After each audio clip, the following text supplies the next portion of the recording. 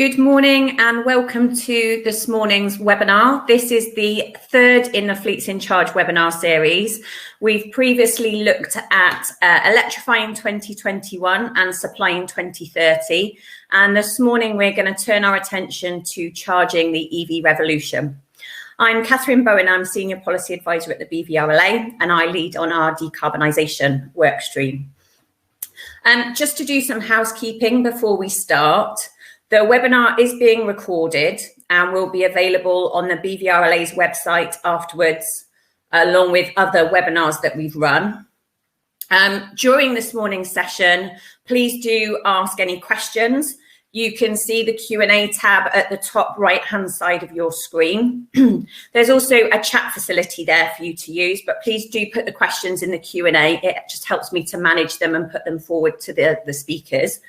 And then competition law, just to remind you that all BVRLA events are held in compliance with competition law. So please do refrain from discussing any individual company prices, anything that's commercially sensitive, but also please refrain from naming any individual suppliers or customers. Other than that, please do keep the chat coming in. And as I said, put the Q&A in the Q&A box. Really looking forward to some lively discussion and debate during this morning. So this morning's webinar is really well timed, and especially with this subject matter.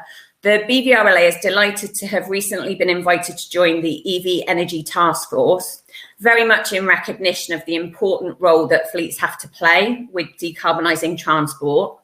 The EV Energy Task Force is going to be conducting some modelling later this year, which will help to inform what charging infrastructure is needed and where.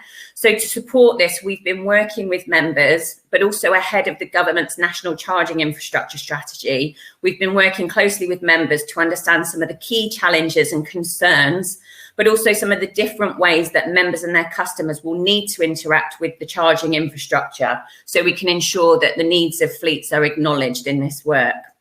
What's really clear from the discussions that we've had is that there is going to be heavy reliance on public charging infrastructure, especially for those who are unable to charge at home. We also have some quite unique challenges, especially for our rental and commercial vehicle members that we will need to overcome. And later on this morning, we'll hear from Spencer and Michelle, who are here to give a rental and CV perspective. We have an exciting lineup of speakers who are involved in deploying the infrastructure and who will share their thoughts and advice to fleets looking to electrify. And to help us put all of this into perspective and set the scene for this morning's discussions, I'm delighted to introduce Caroline Lowe. Caroline is the Director of Environment and Future Mobility at the Department for Transport and will give us an update on the government's decarbonisation work and progress ahead of the government's national charging infrastructure strategy. But just before I hand over to Caroline, I'd like to kick us off with a poll this morning. So if you look to the top right-hand side of your screen, you will see that there's a polls tab.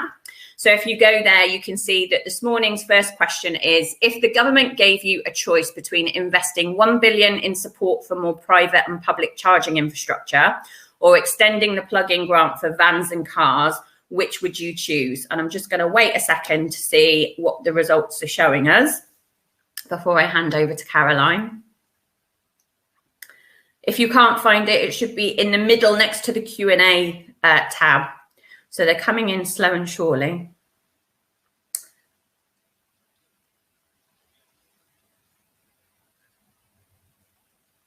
So not that many votes, but, oh, they've suddenly jumped up, Caroline. So, yeah, overwhelmingly, 92% are saying charging infrastructure. So at that point, I'll hand over to you and perhaps you can reflect on that during your presentation. Thank you. Thank you so much, Catherine. It's an absolute pleasure to be here.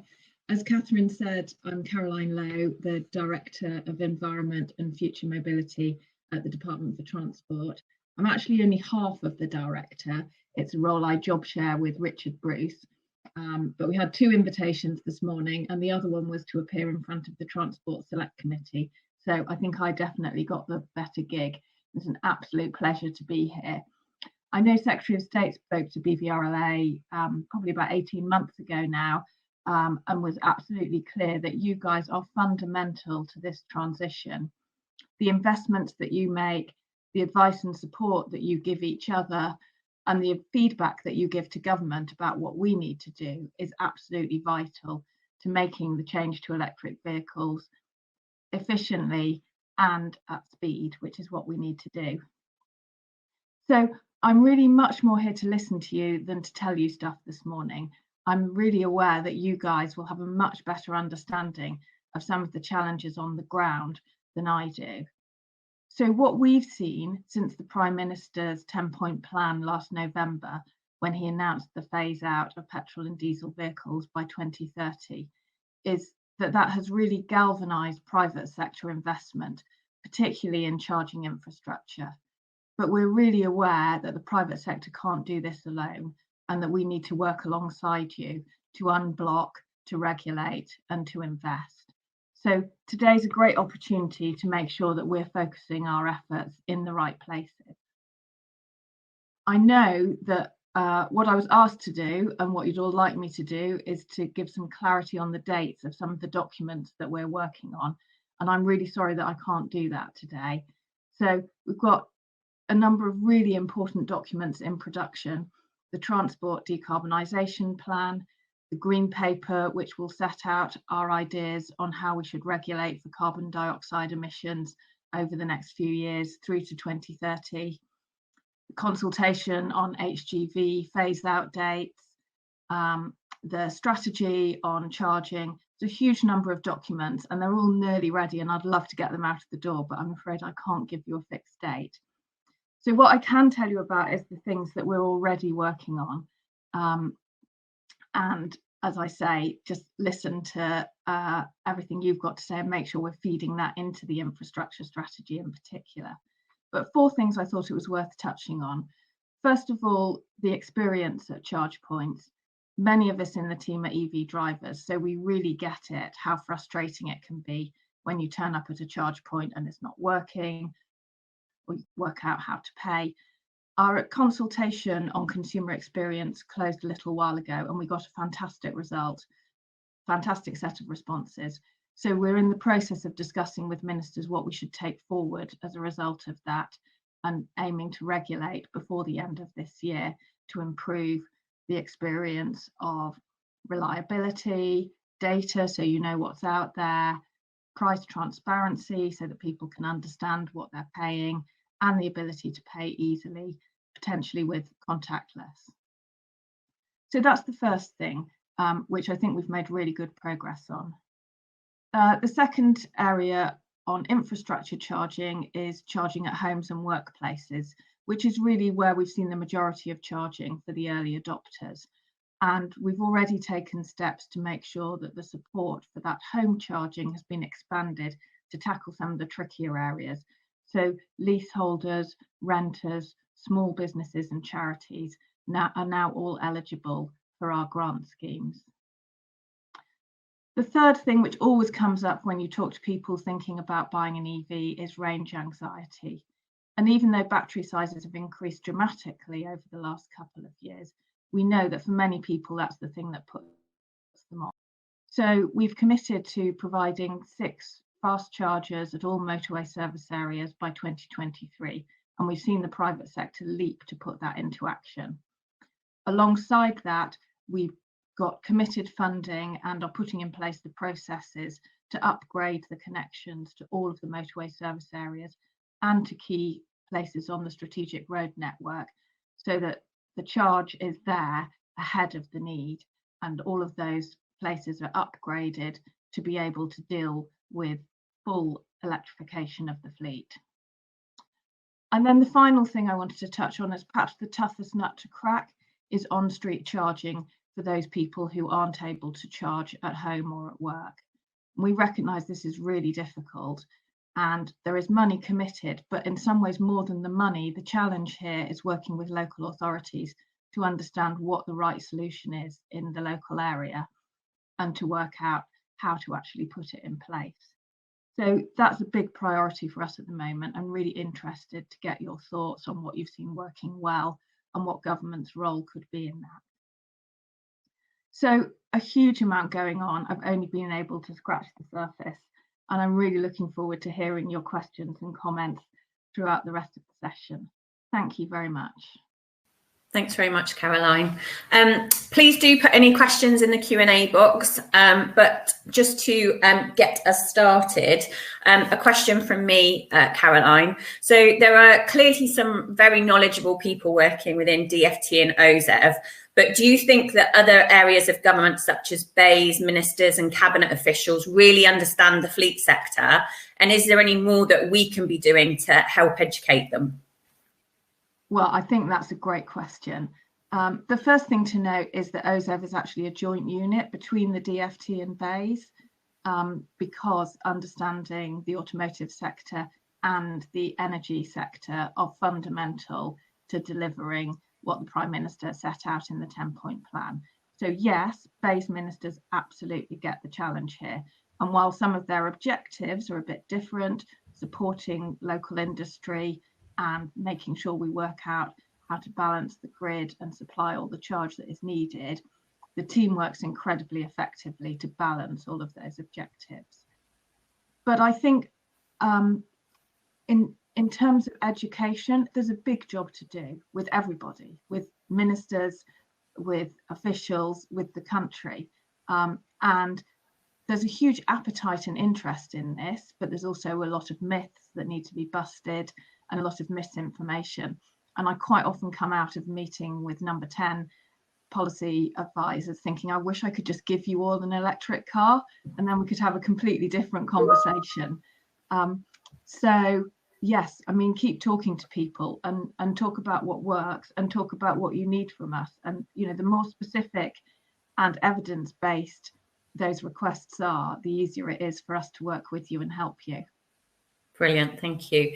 Okay, so we've got a question here from Graham Manchester, which says, how can the government help to overcome the confusion in EV of potential users stroke citizens? You have the PM saying go EV and one OEM in particular promoting hybrids.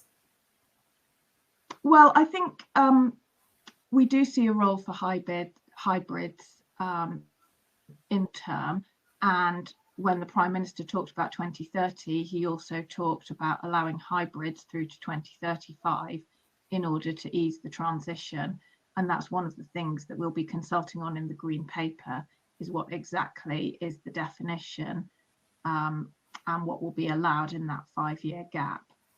So I think I'm probably not really answering the question. My personal view is that the quality of EVs and the infrastructure that we put in place will very soon be so good that hybrids will be of less interest to a lot of people. There may well be some use cases where they're still the right option. But I'm kind of, I think my personal view is I think the market will get us there on this one. But I'd be really interested to, can people asking questions speak, Catherine? Or is this just Unfortunately not. Oh no. No. I'm really not enjoying not being there in person to actually engage with people. But as you mentioned, there is the definition question coming out in the Green Paper, so hopefully opportunity for us to sort of put a response into that.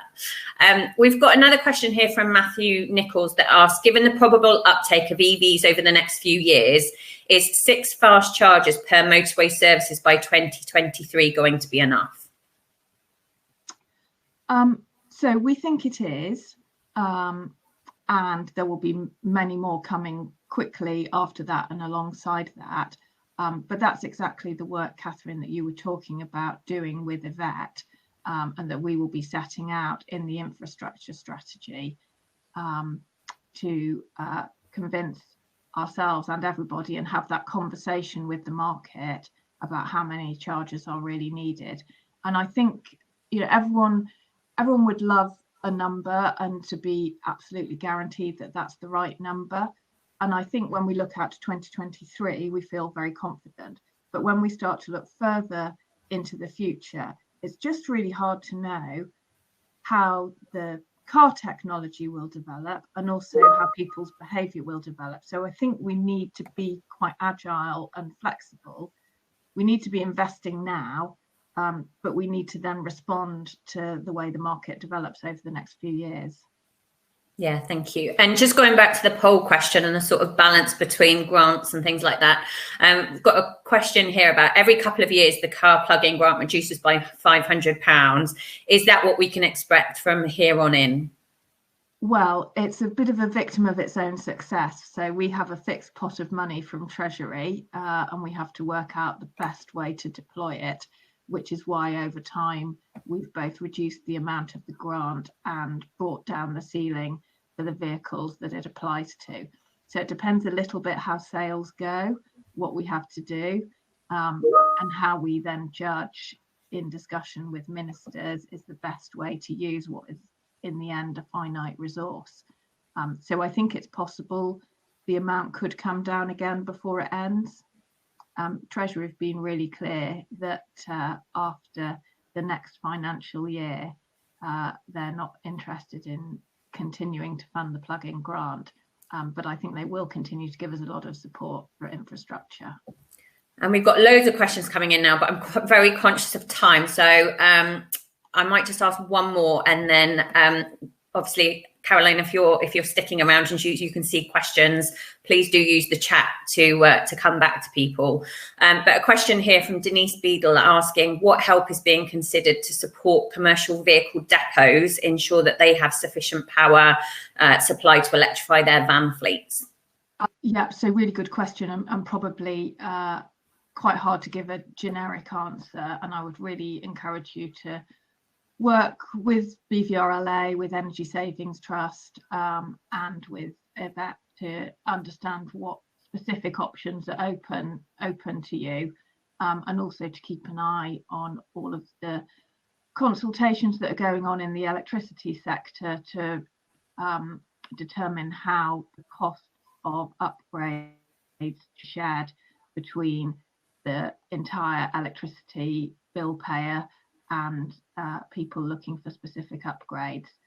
So I'm sorry, I'm not able to give a simple answer to a very complicated question, but certainly happy to pick up with you offline.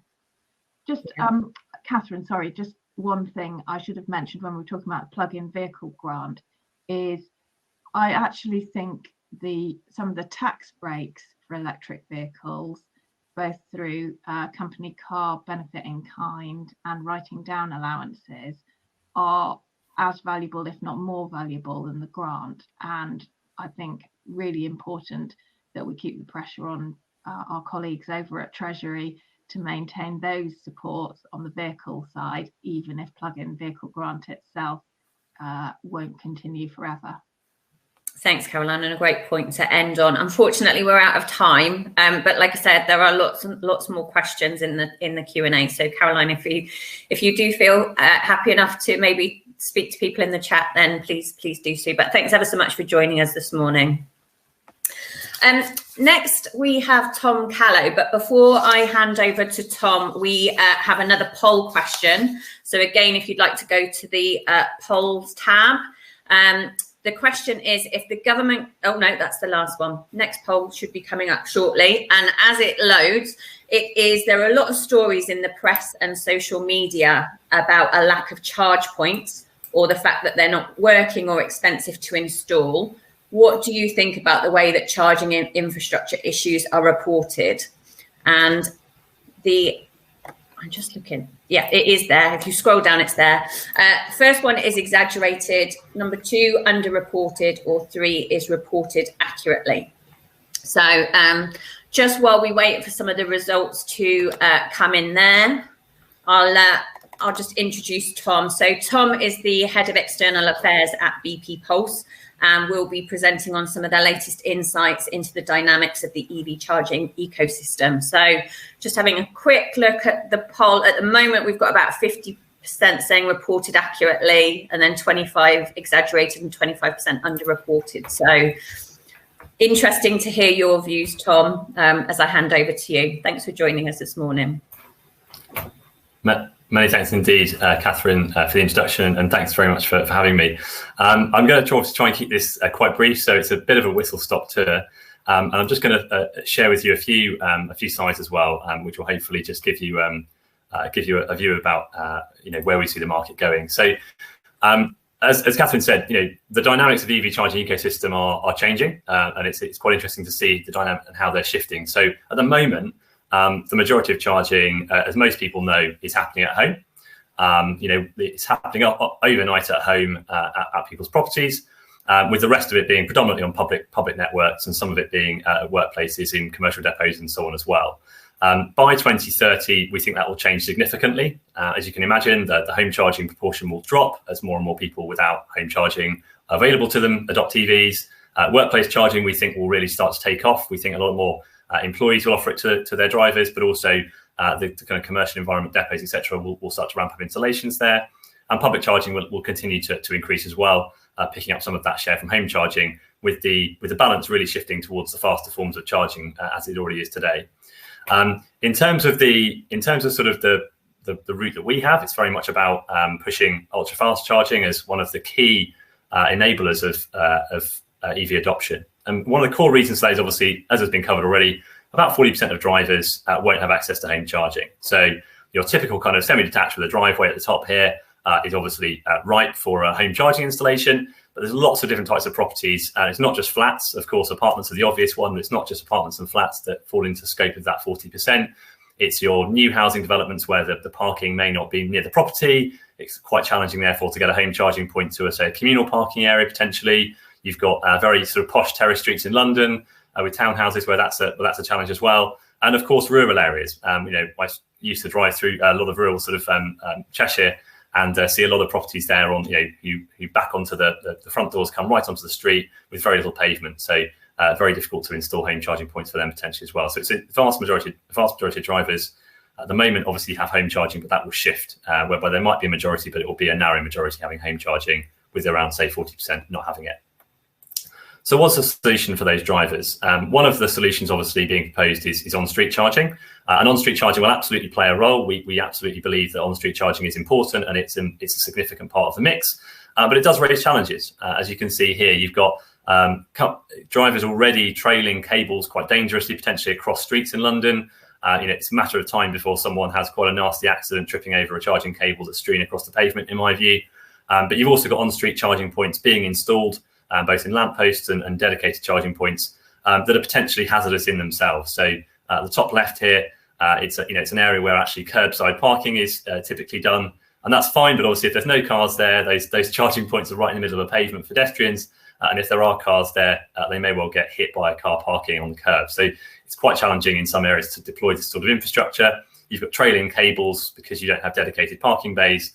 And obviously confusion about whether a charging point is actually available, because if you don't have dedicated bays, you might well have diesel or petrol cars parking in front of them. So on-street charging will definitely be part of the mix. But I think if you speak to local authorities, as we do all the time, a lot of them are quite concerned about the reality of rolling out very, very large numbers of these. I think certainly the idea that we're going to have millions of on-street charging points is simply not viable in the near term. So instead of that, or in parallel with that, we think that ultra-fast charging will obviously help greatly in delivering the kind of charging experience people want. So one of the chargers we have on our network at BP Hammersmith has done well over 700 kilowatt hours in a day before. 7 kilowatt hours is about the amount of energy you would need to drive a typical day in the UK. Typical average daily mileage in the UK about 20 or 30 miles. And obviously, if you're then going and plugging into an on-street charging point, if you don't have home charging, it's very likely you're going to be doing that habitually in case you don't want to leave it till you're at a very low state of charge and then plug in, because obviously you might not have one available. So you're probably likely to top up very regularly. And if you do that, you would need 100 on-street sort of lamppost chargers to deliver that same amount of energy in a day as our one ultra-fast charger at Hammersmith. So when you look at charging points, and we talk a lot about the numbers of charging points, there's a lot of obsession about the number of charging points we need. It's important to bear in mind that the numbers can hide some of these statistics, and the fact that one charging point, in terms of utilization, in terms of energy and mileage delivered per day, could easily equal at least 100 slower charging points. So it's important that we think about what type of charging we're talking about, not just the number of charging points themselves. Another good benefit of ultra-fast charging, and why we think it should be ubiquitous, is it helps reduce peak demand. So this is just a trend line. This isn't, don't read anything as the vertical axis particularly, but this is a trend line showing when people are plugging into home charging points. This is based on our data. there's data out there from OZ that you can get hold of. I think the latest data set was actually 2017, showing domestic charging times. But this shows you when people are plugging in their home charging points. And obviously, there's no surprise, it's mostly in the evening when people are getting home from work. The orange trend line here shows you the average domestic electricity consumption in the UK in terms of evening peak of electricity. And obviously, those two things at the moment sort of clash quite significantly. Smart charging and other sort of managed charging will help shift the home charging peak to the right, which is good, but that won't be enough on its own. And actually, rapid and ultra-fast charging can help spread the load on the network. So all of the green, sort of faded green and purple color at the top of the bar chart there that you see is rapid and ultra-fast charging. And as you can see, the peak in that is typically around the middle of the day, and a lot of it is happening well before that evening peak. So being able to shift charging throughout the day with very high-speed public charging will help reduce that strain on the evening peak on home charging in our view. Again, one of the challenges, and it's been raised in the last session with Caroline, the question about depot charging and grid capacity, is how do you ensure there's ultra-fast charging in places where grid capacity is limited, where space is limited, and so on? Because obviously some of these chargers do require significant amounts of power. One of the solutions we're looking at is obviously new technology. One of those is something called the free wire boost charger. So this is probably one of the largest charging points you'll see. As you can, it's about the size of a telephone box, but it basically encases everything you need from that charger. So it's an ultra fast charger, 120 kilowatt output with 160 kilowatt hour battery inside it. So you don't need a substation, you don't need the low voltage panel we need, and you don't need the high capacity grid connection. This can effectively run on a sort of 3-phase supply that's not dissimilar to what you might have coming into a domestic property. So a great way to deliver ultra-fast charging where utilization is sort of more predictable and not incredibly high. So that's a way that new innovations and new technology are helping to deliver ultra-fast charging ubiquitously across the UK. And when we look ahead, we're going to see different types of infrastructure. So ultra-fast charging obviously needs dedicated space available to it. And historically, charging points have sprung up in car parks, and so on. But really, you're going to start to see these dedicated charging hubs emerge. You're already starting to see that in the UK. Where charging will happen, and there'll be driver lounge, refreshments available, toilets, etc. For people charging maybe in sort of 10, 15, 20 minutes. And these are the kind of pieces of infrastructure you will see start to emerge across the UK to help serve particularly high mileage drivers. So the first of these sites that we're deploying will be near the motorway network in the Midlands, and you'll start to see many other networks rolling out similar sorts of infrastructure. So that's just our quick view on why we think ultra-fast charging is going to have to be ubiquitous and what we're trying to do to enable it. Hopefully that was a very quick and brief run through. Really happy to take any questions you've got. Thanks for that, Tom. Really informative.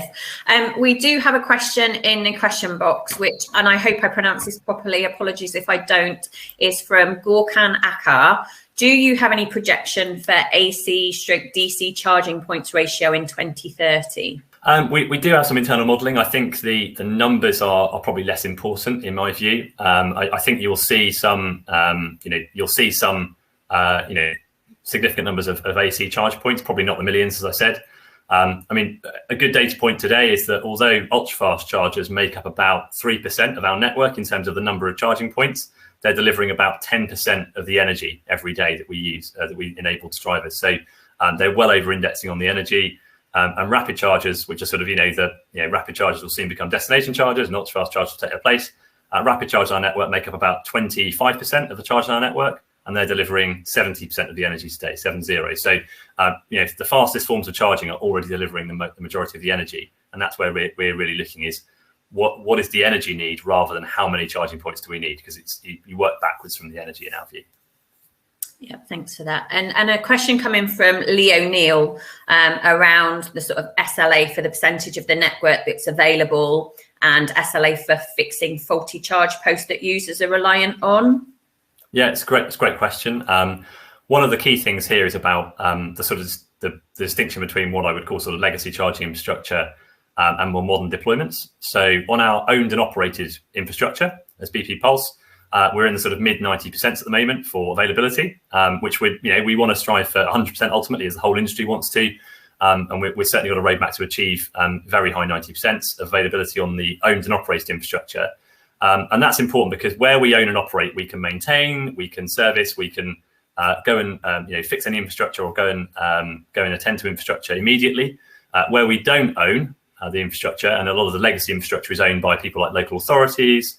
A lot of the early public charging funding that was rolled out was capital funding. It had to be spent by organisations themselves, so they own the charging points still. And there's been a lot of issues with legacy charging infrastructure where people simply can't get the job done to fix it. So, in the worst case scenario, we've actually removed charging points from our network because a local authority just couldn't get them fixed, and we didn't want them to carry on being unreliable on our network. So we've invested some significant amounts of money already in upgrading that. We announced the £2 million pot of funding back at the start of the year to actually upgrade the legacy infrastructure in the UK. And all I'll say is you wouldn't believe how hard it is to get some local authorities to spend that money. There's £2 million of funding there available to local authorities to upgrade the infrastructure. And there's some significant challenges in actually getting that done, would you believe? So we're really keen to make sure that happens. I think all networks are striving for the same thing, which is incredibly high levels of availability. And obviously, ultimately, we know people will vote with their feet. If people don't find reliable chargers, they'll simply go elsewhere. And as the market continues to grow and as you get more competition, that will increasingly be the case. So I think networks that don't provide good availability, good reliability will obviously, ultimately in the long term, they'll fail. Yeah, thanks, Tom. And, reflecting on that local authority point, I know this was a question posed for Caroline, but I'm going to ask it to you. And that was from John Burdekin, which was asking around, I know it relates to government mandating local councils around curbside charging solutions, but is there more that, we should be doing to support local authorities? What's your view on, how we support local authorities and whether there potentially should be some form of mandate to local authorities? It's a great question. I think there certainly needs to be more support for local authorities. So one of the things that we're very clear that is a problem is, as I say, the legacy infrastructure, but we don't blame local authorities for that. It's they spent money years ago, and they don't have the capacity. You don't have an electric vehicle infrastructure officer or something in a local authority typically. They don't typically have the resourcing, and I mean the people in place to actually manage a lot of this. But I do think the local authorities need more support, not just in actually deploying infrastructure, but almost thinking about how to deploy it. And what I mean by that is looking beyond things like the curbside charging. As I've said, local authorities tend to own a reasonable amount of land in their local area. Some of that land, for example, could be turned into rapid charging hubs. I went through my own sort of planning, public planning portal with my own local authority and saw there's huge patches of land right near the motorway network, right near key A roads that you think, well, actually, that would make a great charging hub. Maybe it's not suitable for residential development. Maybe you could actually talk to the charge point industry about turning it into a rapid charging hub, for example. So whether or not there should be mandates, I think is probably not a question I'm in a position to answer. But I certainly think local authorities need more support and more guidance when it comes to best practice on rolling out infrastructure. Yeah, thanks. And again, this was another question that came in, I think, to Caroline, but Christopher Thomas asked about when we'll be able to use bank cards or fuel cards to fill up at all pumps by 2030, as the apps can be difficult to use. Have you got a view on that? Yes, there's already regulations in place that mean you have to be able to use any charge point without being a member, without being a registered user or anything like that. So you actually, you don't need any apps to actually use any of our charge points. We have contactless on all our sort of rapid not fast chargers. For our slower chargers, you can actually use them almost like with a guest checkout. So you use a mobile browser window and you can do a sort of guest payment through a mobile browser. You don't use an app. And I think contactless will become the default solution for kind of private motorists who are sort of doing an ad hoc charge here and there on particularly fast forms of charging, maybe on AC chargers as well. We'll see. And you're certainly seeing the emergence of the kind of fuel card market, if you like, around fuel and inverted commas market around EV charge points. So BP has a fuel and charge card now, which you can use across the network if you're a fuel card user.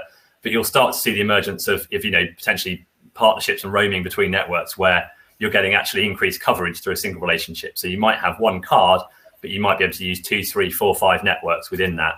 And that's really going to be market driven. What you're not going to see in our view is a kind of a universal card that can work on absolutely any of the 42,000 charge points in the UK. In the same way that there isn't a universal fuel card. You have a ceiling of coverage that's maybe 80%, 70%. And that's broadly what you'll need as a fleet user. So that's our view, is the market will bring those solutions to market for the high mileage drivers and the fleet managers that need access to a broad range of infrastructure. Thanks, Tom. And there's a question here around, will the national grid be able to manage the increase in demand for electricity? So this is something we hear quite a lot. So what's your response to that one? So the National Grid as an organisation has been very clear that it doesn't see a transmission network issue, which is what it's responsible for, the transmission, the pipes and wires, if you like, in the UK, all the way up to 2040, 2050 for EVs. in terms of at that level. I think where the challenge is, and it needs to be recognised, is obviously at the distribution level. So once you take the energy from the transmission network and distribute it around local areas, so that's the distribution network operators' responsibility, or DNOs, as you might hear them referred to.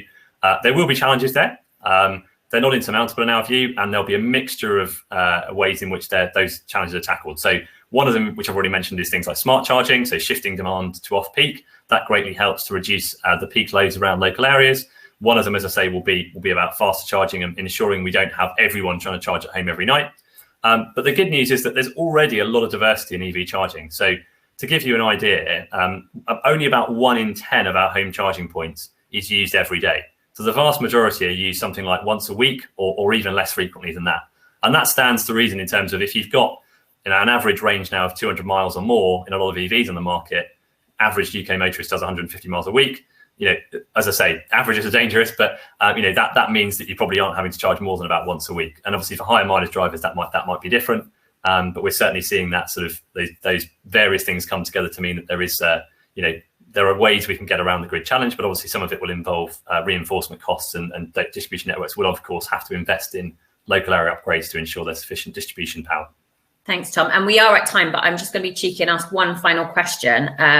This is coming from Kiko Bailey around, do you think it's possible to install sufficient AC charging points to serve householders who do not have car parking spaces? And in London, around half don't have a parking space. And I know that was a question that, we've previously posed as well. How do we level up for those that can and those that can't charge at home? The answer is we have a mixture of solutions. I don't think, and I think the danger is in almost thinking it's an either or.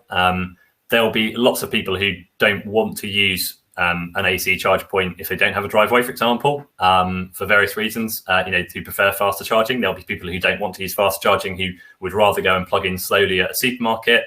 I know people that plug in at the supermarket overnight actually, and they walk home half a mile home and they walk back half a mile in the morning to go and get their car. There'll be a range of solutions. I don't think we're going to get to the point, as I say, where we have millions of on-street charging points. AC charging will carry on playing a really important role.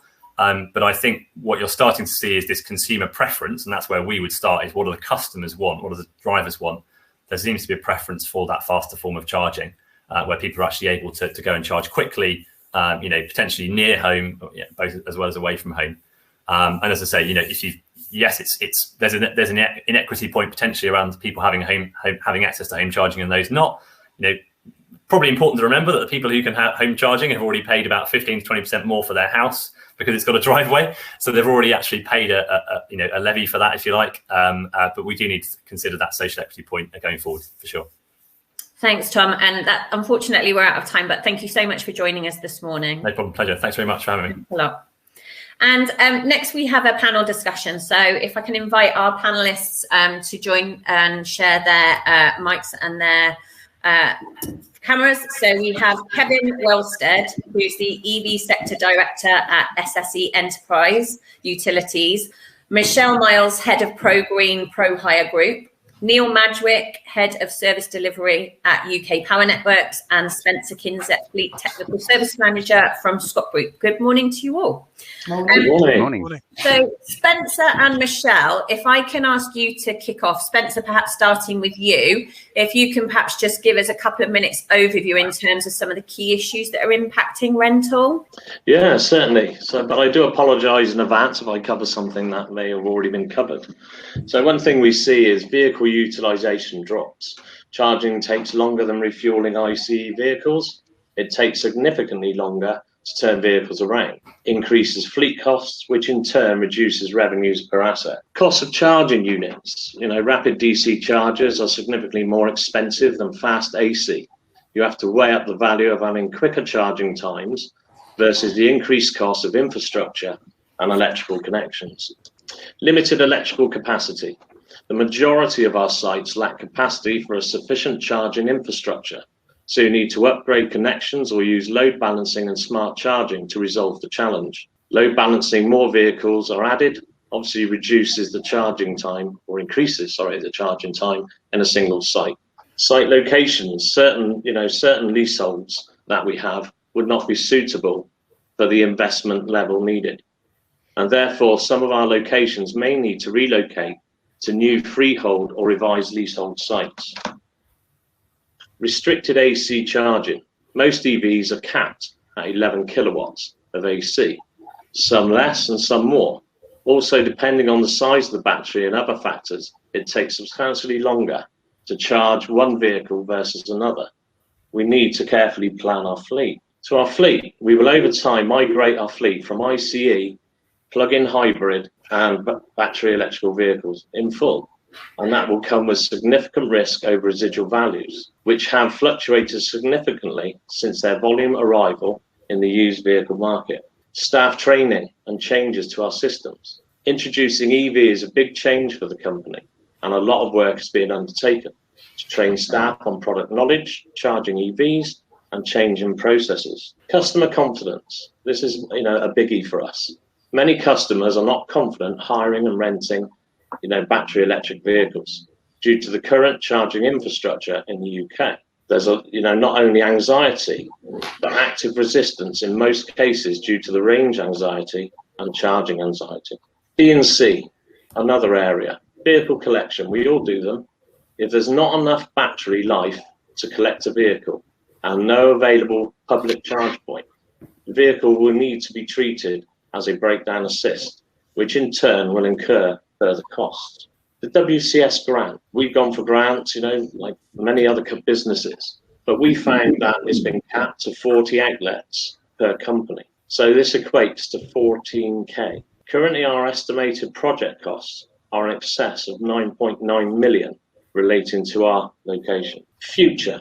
Technology today is advancing rapidly, which we've already seen and what Tom is, alluded to earlier. Trying to plan and select the appropriate equipment for locations based on availability, by the time it comes to install, technology will have already advanced, and new and upgraded and more efficient solutions will be introduced to the market. So it's very hard to make a call today on what we may look like in 3 or 4 years' time. That's about the main points that I'm going to add. So. Thanks very much, Spencer. So useful perspective there to understand from the rental perspective. And then Michelle, are you able to give us a bit of sort of insight in terms of some of the questions and some of the concerns that your customers are raising with you? Yes, I mean, the customers that we have are very broad across all industries, and there's certainly no two businesses the same at the moment with challenges or queries and questions that they have at the moment. I think one of the big things that we're finding when we're talking to businesses, everybody's got a slightly different agenda as well. Obviously, there's a drive to bring down the CO2 emissions, which I think is obviously the key factor in what people are doing at the moment. But, this is also being driven by suppliers. Our customers are also very much dictating the speed of how this happens. Some of them are driving and wanting change sooner rather than later. So the job that we've got in place is supporting the businesses with those main questions and queries that they've got. And what we're finding at the moment is exactly as Spencer's commented on there on those subjects, is there is the cost and also the investment, not just from a cost point of view, but also from a time point of view to find the right solution. What we're keen to work with businesses and get them to understand is, obviously we want businesses to be proactive rather than reactive to things. So if we're going to start working and looking at projects of, moving into electric vehicles, we need to be looking at the short term, but also the long term side of things when it comes to the infrastructure. What your fleet might be in 12 months' time with how many vehicles you want to bring in onto the fleet for EV is probably going to be very different to where you are in 2030, obviously, when legislation changes.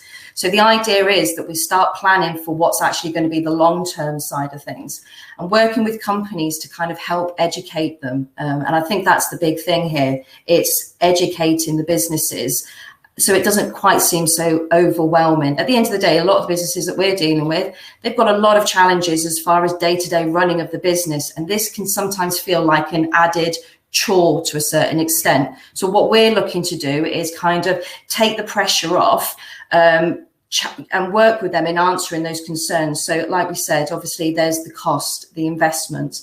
The infrastructure is a big part of that. But what we're doing with a lot of our customers is understanding their locations. you know, the difference between the urban surroundings and infrastructure and the rural side of things. And I've seen a couple of questions pop up about what's happening infrastructure wise. You know, when you start traveling further south into Cornwall, or you're traveling up into, you know, I've got a trip to the Lake District tomorrow to deliver an electric vehicle, and I'm having to plan the route because once I get off the M6, all of a sudden those charges become less frequent. So it's trying to plan, and it's all about planning as well.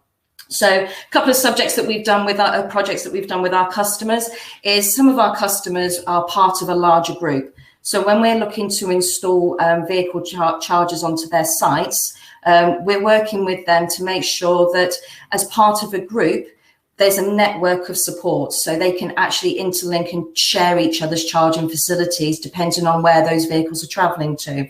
And that's something that's playing a key part at the moment, having that larger network, not just within your own business, but if you're part of a larger group, making sure that you're sharing that infrastructure with each other.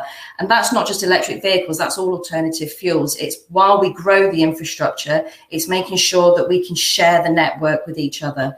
I've worked with a company recently who have installed chargers at their site. It's on a small retail park. In the day, their vehicles are all out on the road. So what they're doing now within their retail park is they're sharing their charging facilities with the employees that drive electric vehicles. So it's all about, again, it's all about networking and working together. Yes, it's not where we want it to be from an infrastructure point of view, but what we've got, let's make the most of it. And that's what we're working closely with our customers on. I've experienced it. I personally don't suffer range anxiety anymore. I suffer anxiety when it comes to infrastructure. I'm not necessarily with all the, I do a lot of traveling across the country. I drive my electric vehicle. And actually my biggest concern now is that when I pull up to site, it's not that the chargers are going to be working. It's actually, are they going to be available for me? Because a lot of the time what's happening is when I'm going to services now, I literally just want to charge, pop up, go grab a coffee, sandwich or whatever, come back and get back on the road to do the little the charges little and often. At the moment, I'm finding that when I pull up, I can't actually get to charge because they're working, but there's so much more of an increase in vehicles on the road. It's actually then kind of, I suppose, hoping that there's going to be enough chargers at that point. But again, that all comes down to planning. So working very closely with the customers at the moment to be innovative and dynamic and kind of think outside the box of let's make the most of what we've got at the moment. Thanks, Michelle. Again, a really good oversight. Thank you. Neil, Kevin, in response to what you've heard from sort of Spencer and Michelle, are you able to sort of talk us through what you're doing to better understand the needs of fleets and then how you're responding to some of the questions and concerns that come about? Neil, do you want to kick us off? Sure, absolutely, and thank you for having me today. I agree with everything Michelle particularly and Spencer were talking about. You know, the network operator cannot work in isolation. This is, you know, there's a whole supply chain from the end user through to the manufacturer of the charge points, and we're in the middle. So we have a twin track. Clearly, I head up our connections business, so it's my job to make sure that we get chargers or the empower infrastructure to install chargers as quickly and efficiently as possible. But that's only one side of what we do. So you're absolutely right. We need to understand, if we're to plan the network effectively, how different types of fleets, sizes of fleets, types of customers, how and where they want to charge. So in tandem with our connections business, we have an innovation team, an arm that does a lot of market research. And I'll just mention 3 projects that we're working on at the moment, which are pertinent to all the conversations we've had today. So our Project Optimise Prime is looking at large fleets. So that's a project working with Royal Mail, Centrica, Uber, and Hitachi to look at how you optimize depot charging to make sure that you minimize the requirement for grid infrastructure upgrades where required. So that's all about understanding the profile of when these large fleets need to charge, how they're going to charge, what type of charging, etc., as we've been talking about. So there's a lot of work going on with large fleets. Then we are midway through a very significant piece of work with SMEs, and we've classed SMEs up to 250 employees. So just in our network area alone, there are 2.3 million SMEs. We've engaged with 120 different 1,200 SMEs and analysed about 27,000 fleet data sets to understand what type of SMEs are out there, where they think they're going to charge, what their barriers are, etc., etc.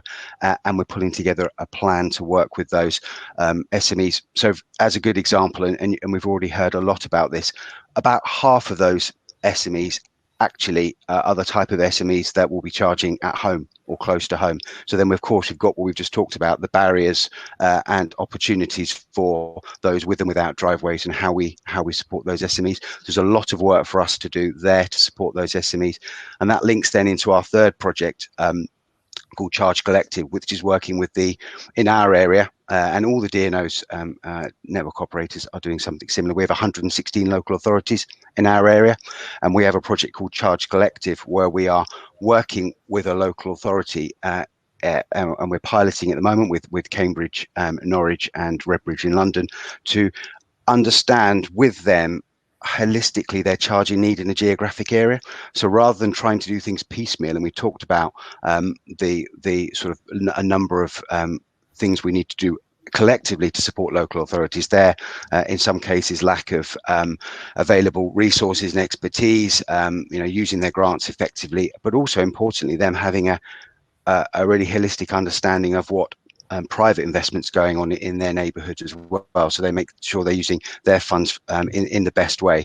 So we've got a project called Charge Collective to try and help them make sure that we do things geographically for on-street charging in a way that makes sense, that future-proofs and make sure that charging is ubiquitous in areas where perhaps at the moment it's not economically viable for private installers to make a return, so to fill in the gaps, if you like, in the geographies where there aren't charging. So as well as I say, as well as ensuring that we support companies understand their charging needs and connect them, it's all about working along, as I say, along that supply chain with local authorities, businesses, and then other partners who've got a really important part to play: data analysts, flex providers, charge point operators and installers, energy suppliers, all got a really important part to play to making sure that this works as efficiently and effectively. There is enough grid capacity. It's making sure that we use what we have already smartly, and making sure that where we do need to invest in the network and intervene, it's done once, not many times, and that it's done in the right place.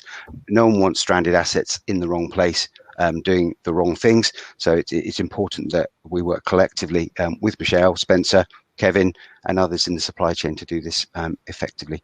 Thanks, Neil. And Kevin, the same question to you in terms of what you're doing to sort of understand the needs of fleets and then responding to some of those needs. Not sure if Kevin's dropped off, in which case let me go to another question. Perhaps one for you, Neil, then. What are some of the sort of key questions that people should be asking when considering how best to electrify their sites, and what help is available to them? So it's a good point. So as I said, it's so varied, but let's assume that this, you're right, you're talking about a fleet that wishes to charge on site at its depot. As we've heard earlier, really understanding your vehicle mix, your driving patterns, how and where you need to charge and when you need to charge, such that you understand the right solution is key. So don't assume, this is the most important thing first of all, don't assume you need a grid upgrade, right? You may not need that for the type of charging that your particular depot or fleet requires. But if you think that you do, what's really important from a DNO's perspective, and I say this ad nauseum, unfortunately, is engage early. All the DNOs, and we're no exception, offer free surgeries, as we call them, to talk to fleets and depots in one-to-one sessions, look at the grid capacity in their bespoke area, and talk to them about the options, help them understand what it may or may not cost to do certain things for certain power that require. But as I say, the most important thing is really understanding the infrastructure you already have on site, how you can best optimize the power that you've already got if you do want to have charging, but then crucially, as I say, understanding what type of charging you really need. So to give you an example, if you're a small depot with 4 or 5 vehicles and you don't have a high voltage connection, think really carefully if you do need rapid or ultra rapid charges in your depot, because if you need a high voltage connection, you need to have a substation, as we talked about earlier. That requires a lot of space, and it's £100,000 just to get that high voltage connection in. So you as a minimum. So it's really understanding whether that's what you need for your particular requirement, and talking to us early, and then talking to the others in the supply chain to make sure that you're getting what you need. It would be my advice. Thanks, Neil. And I think we've got Kevin back, so we'll try again, Kevin. Can you hear me okay? Yes, we can. Thank you. Apologies. I live down in the depths of Dorset, and the fibre down here is really poor. There's been some really good points raised by both Spencer and Michelle, and also Neil's also come back on the DNO side. So I won't go over those points, but I think from our perspective, what we've looked at is what we've looked at all fleets. So we're obviously working with some of the largest fleets that were a part of EV100, but also some of the smaller fleets and everyone in between. And we've looked at it over the last, probably spent the last 2 to 3 years analysing what do we think the market requires. So we've committed to invest around about £150 million to build what we're calling community-based opportunity charging hubs across the UK. And we want to create a spine network all the way across UK, across metro cities, towns and urban areas, making them van-friendly, making them all inclusive, so making sure there's disabled bays, and really creating an ultra-rapid network that can kind of fill that void where there's a need for opportunity charging. So we've done a lot of work on where traffic flows are, where EVs are going to be required, where fleets require them, and really going to focus on helping that dynamic where people don't have off-road parking, they want fast charging, and maybe their drive cycle, higher mileage drivers require maybe a charge every day, every couple of days, and they know that there's going to be that infrastructure available. And as Michelle said, what she was looking for, can drop in, grab a cup of coffee, have a quick 20-30 minute charge, it will get quicker, and then get on their way. And that can then service that optionality and also maintain the kind of characteristics of a fleet's current profile without having to change their business model too much to cater for the EV driver. Thanks very much. Got a question here from Denise Beadle. Good to hear about the work being done to understand different logistics operators' business models. How will this learning be communicated more widely? Who wants to take that one? Yeah, very good question.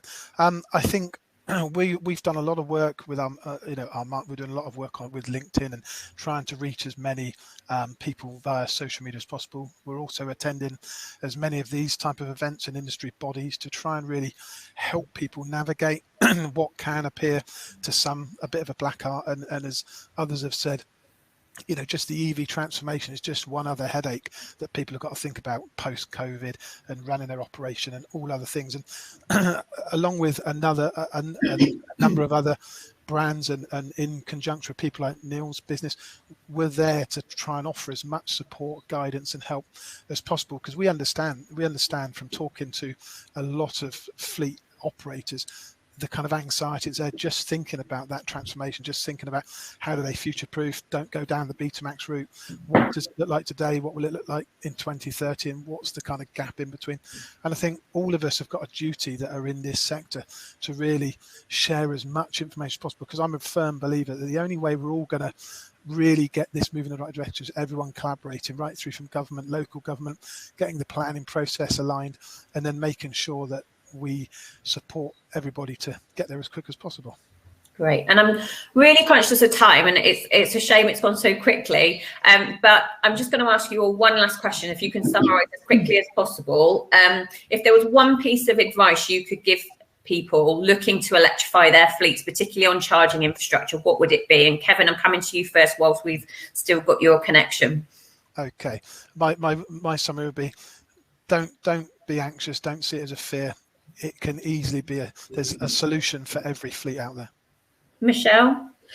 Similar to Kevin, to be honest with you, it is overwhelming, not quite knowing where to start, but you know, look for the support. You know, there's companies like ourselves that are out there that will, you know, start from the very basics. You know, there's a lot, you know, everybody's at a different level of knowledge. You know, they've got the contacts, they know who to go to. Then there's a company out there that just they wouldn't even know what to Google, for example. So it's making sure that you reach out to that network of support, and you know, if you're part of a business forum, start talking to each other and sharing ideas. You know, this is the massive, you know, this is a steep learning curve for a lot of companies out there. Don't be afraid of sounding like you might not know what you're talking about. You know, everybody's been there at some stage of not quite knowing what to say. You know, don't shy away from it.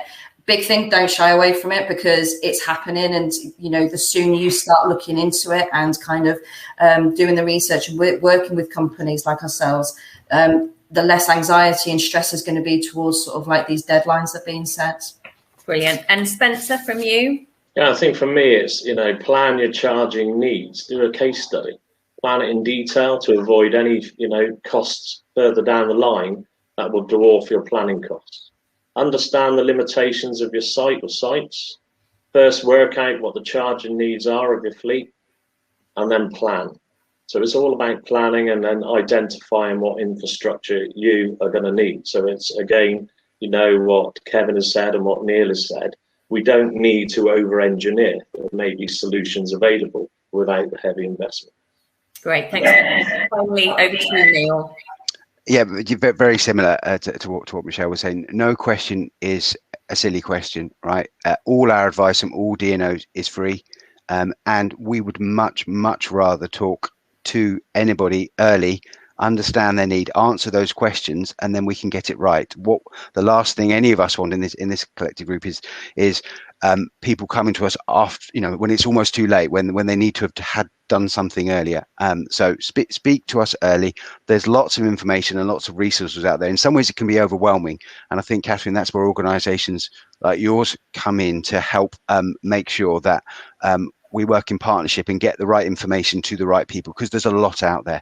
And so, all of that learning from, I talked about, from the SMEs, the large business and the local authorities, there's tons of it. And it's all made available free of charge. We hold webinars, et cetera. But I think it was Michelle was saying, look, businesses are time poor. And they haven't got the time to, you know, necessarily to try and investigate all of these things themselves. So I think it's incumbent on us and on organisations like yourselves, and for small businesses, the FSB, etc., to make it as simple as possible for the end customer, the businesses, in this case, the fleet, to get to the information they need to make their decisions as quickly as possible.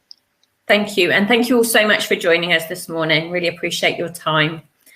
Okay, so just to wrap us up for this morning, and apologies, we are running slightly over time, but just to bring a couple of things to your attention. The first is that we have our next Fleets in Charge series, and I'm just waiting for a slide to come up, which will hopefully help me navigate my way through these final points.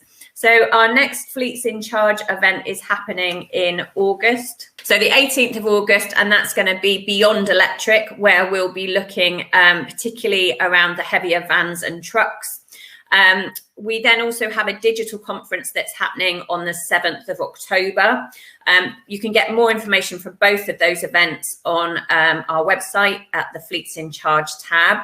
And then the final thing to say is that we've also developed some electric vehicle courses with our learning and development team. So these are to support members, member feedback. It's been developed in conjunction with member feedback. We have two courses. The first is an EV car course, and this provides a useful overview of the EV landscape, valuable advice for members when supporting their customers with technical and operational support. The next one of those is on the 14th of July. And then we have an EV van and truck version, which also covers the landscape and technical operational support from a CV perspective, but also explores the importance of choosing the correct specification for the job. And the next course there is on the 12th of August. Both of those, you can get more information and book onto those courses on the learning and development part of our website. So thank you so much for joining us and for staying with us this morning. Hope you found it informative, and we look forward to seeing you again soon. Thanks then. Bye-bye.